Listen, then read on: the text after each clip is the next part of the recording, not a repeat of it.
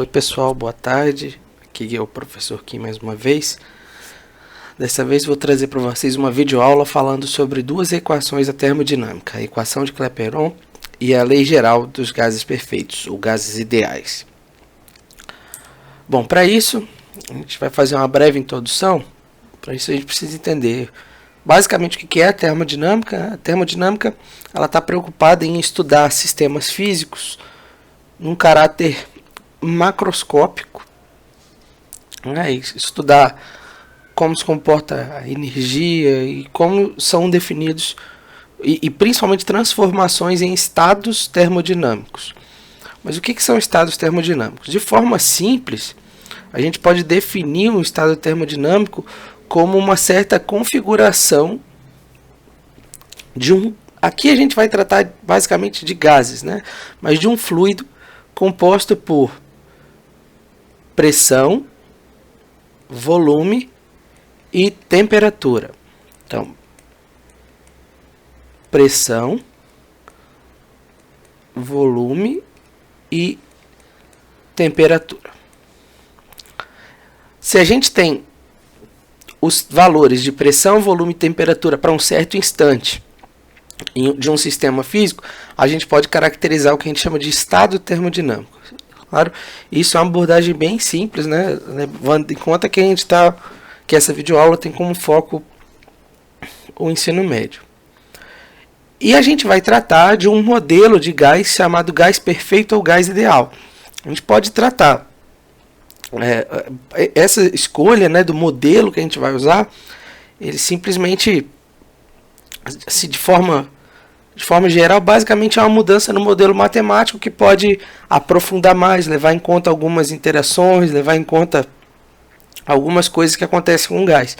Por exemplo, o gás perfeito, o gás ideal, a gente vai ignorar interações entre as partículas que compõem o gás, interações elétricas, por exemplo, de atração ou repulsão elétrica.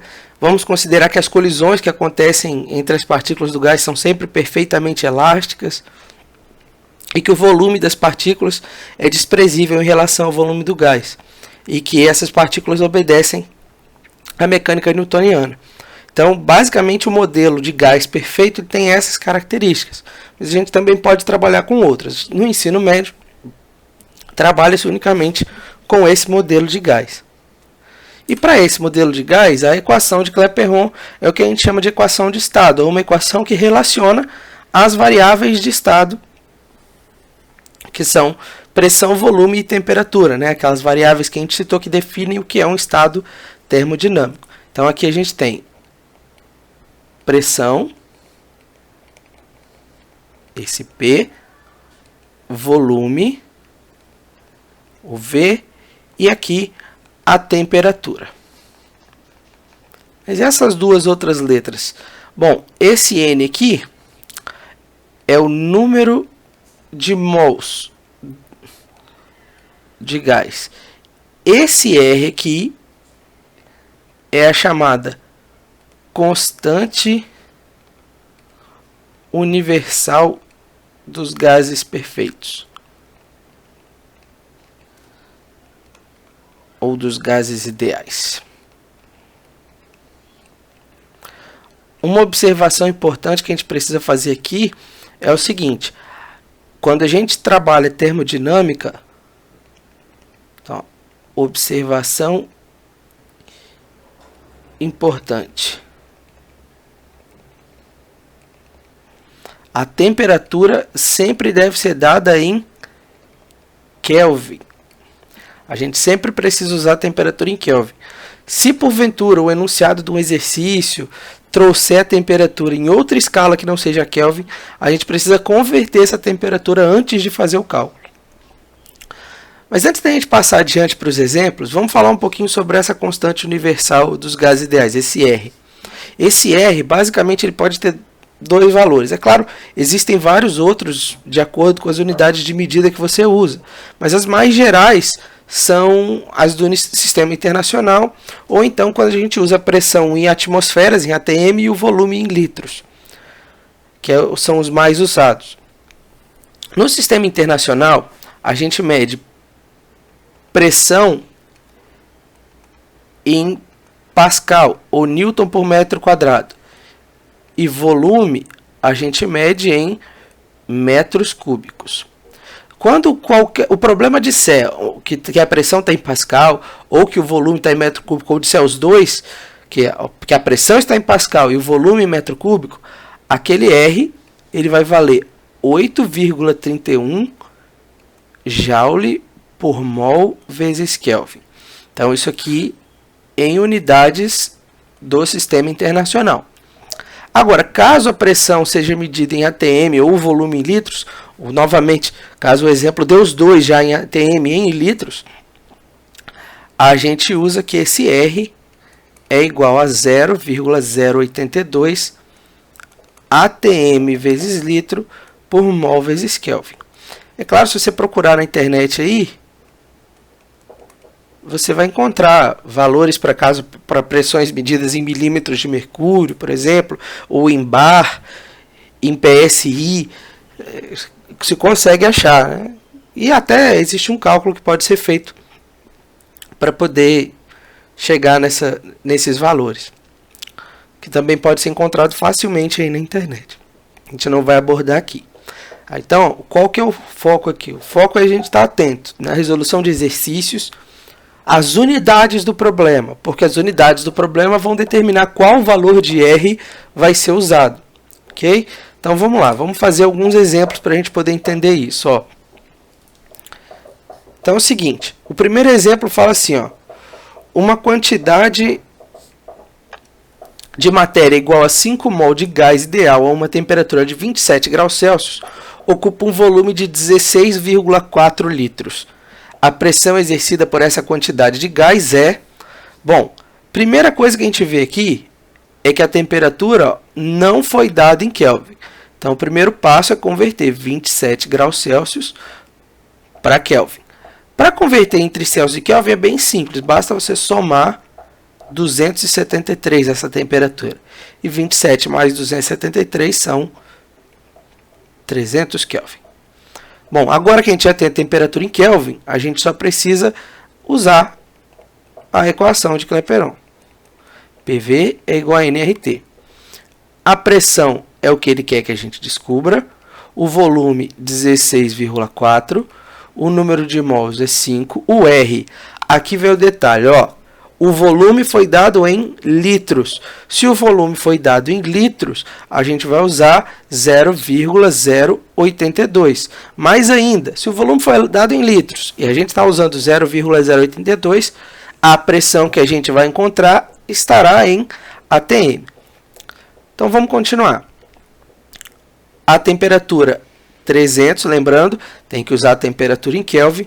E aí a gente tem, ó, 16,4 vezes P é igual 5 vezes 300 dá 1.500. 1.500 vezes 0,0... Opa, faltou um zero aqui, 82. Aqui, ó, esse 16,4 eu vou passar dividindo para o lado de lá. Então, eu vou ter que a pressão é 1.500 vezes 0,082 sobre 16,4. Vamos continuar aqui do lado. Bom, o que eu posso fazer aqui? Ó? Esses dois zeros que estão aqui são como se tivesse um 100 multiplicando 15. Então, eu posso multiplicar esse 100 ao invés de pelo 15, pelo 0,82. E aí eu vou ter que a pressão é 15 vezes 8,2 sobre 16,4. E aí eu posso simplificar esse 8,2 com esse 16,4. Aqui vai ficar 1 e aqui vai ficar 2. Por fim, a gente vai obter que a pressão é 15 sobre 2, ou 7,5 ATM. Então, está aí a pressão desse gás. Um outro exemplo é esse aqui. Um balão contendo gás hélio está a 20 graus Celsius e na pressão atmosférica. P igual a 1 vezes 10 a quinta Pascal. O balão contém 2 mols desse gás nobre. Determine o volume ocupado pelo gás no interior do balão. Então, vamos lá. Primeira coisa, de novo, ó, temperatura em Celsius. Então, vamos ter que transformar essa temperatura. Ó, 20 graus Celsius somos 273, isso aqui vai dar 293 Kelvin. Então, vamos lá. De novo, PV igual a nRT. A pressão foi dada como 1 vezes 10 elevado à quinta. O volume é o que ele quer que a gente descubra. O número de mols é 2. O R, ó, como o P foi dado em Pascal, a gente vai usar o R igual a 8,31. E a temperatura é 293. Então, vamos lá. Esse 1 vezes 10 a 5 eu passo dividindo. Vai ficar V é igual 2 vezes 8,31 dá 16,62. Isso vezes 293 sobre 1 vezes 10 a quinta. Então, vamos lá. Essa conta aqui a gente pode fazer aqui do canto, ó. 293 vezes 16,62. 2 vezes 3, 6. 2 vezes 9, 18, vai 1. 2 vezes 2, 4, com 1, 5. 6 vezes 3, 18, vai 1. 6 vezes 9, 54, com 1, 55, vai 5. 6 vezes 2, 12, com 5, 17.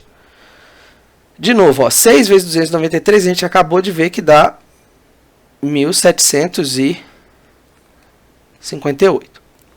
E 1 vezes 293 dá 293. Então, vamos. 6. 8 mais 8, 16, vai 1. 1 mais 5, 6. 6 mais 5, 11. 11 mais 8, 19, vai 1.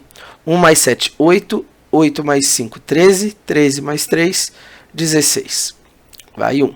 1 mais 1, 2. 2 mais 7, 9. 9 mais 9, 18, vai 1.